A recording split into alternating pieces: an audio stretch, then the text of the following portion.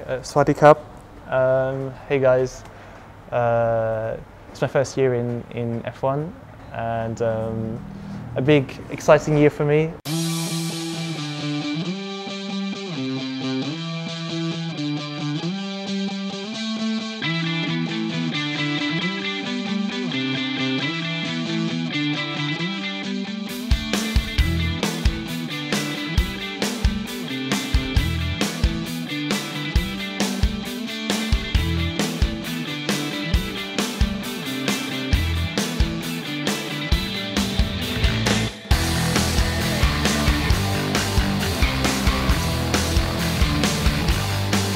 Yeah, it's a question I can't really put an answer to. I think it's kind of one of them things. I remember I was 7 when my dad bought me my first go-kart, and as soon as I stepped into it, I thought, yeah, I want to do this.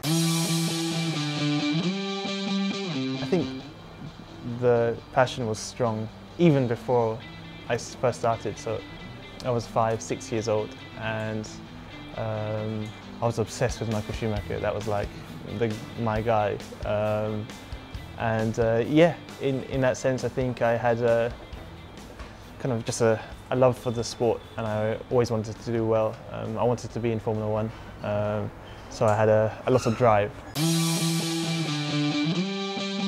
Of course, the driving was very good, but actually it was more the way he was like this team leader.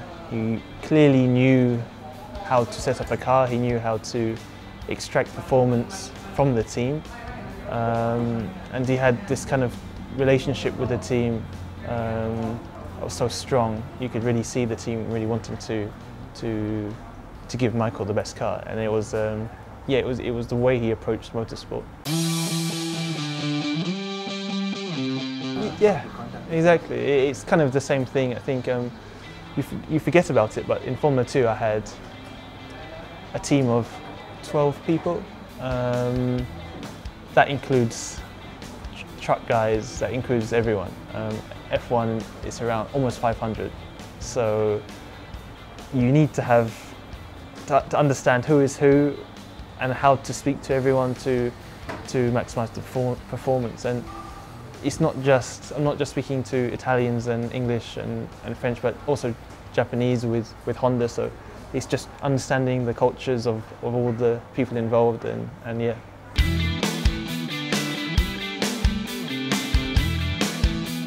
Family, the drive, it's all under the same circle, I'd say, under the same umbrella.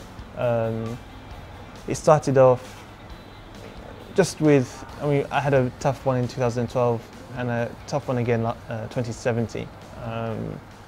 But yeah, let's say the drive was always there, and just wanted to be in F1.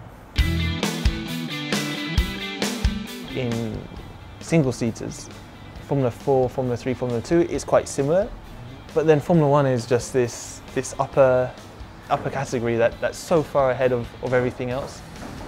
And the media, it's more of a shock, the external part, apart from the driving, than actually the driving. So I remember my first day in the car, and I spun out of turn 4, and I thought, okay, but you know, if that was an F2 or anything, you really don't, it's not that you don't care, but you think, oh, that was a silly thing to do, and then you forget about it.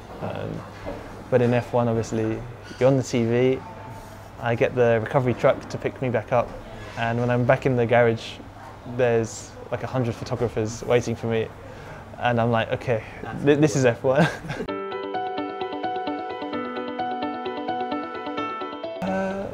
Nothing really.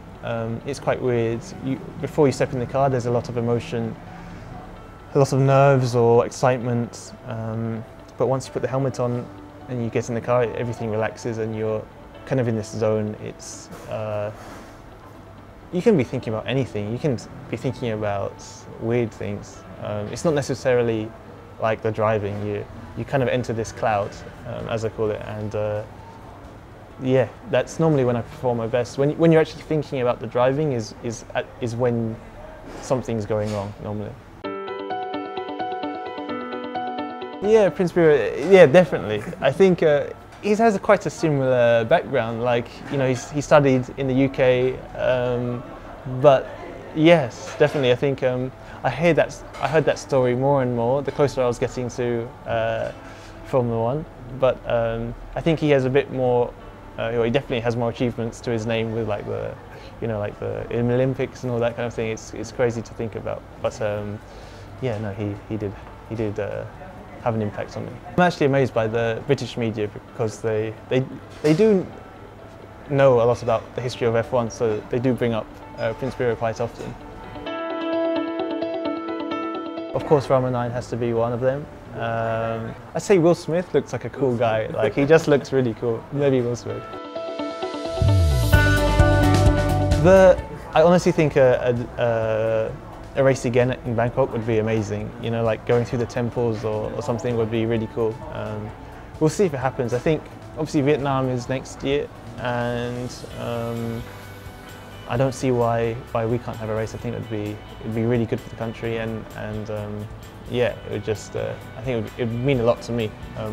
But we'll see if it happens. It doesn't have to be Bangkok. We still have a track in Buriram. For instance, we can use a MotoGP circuit as well. So there is opportunities there. But yeah, we'll see. I'm not looking too far forward. I don't have let's say, I'm not looking at Abu Dhabi and saying I want to be in the top 10. It's more just I want to look at FP1 in Melbourne, maximise my job, do the best job I can, go to FP2, go to FP3, qualifying the race. As a team, I'd say it's that midfield area we're looking at. There's 3 teams clearly ahead of everyone else, but there is some good opportunities there. Everyone's really tight at the moment, what we've seen in testing. We won't know until qualifying in Melbourne, but it's looking good so far. Swadee Cup. Hey guys. It's my first year in F1, and a big, exciting year for me, and I hope you guys support me. I hope to make you guys proud.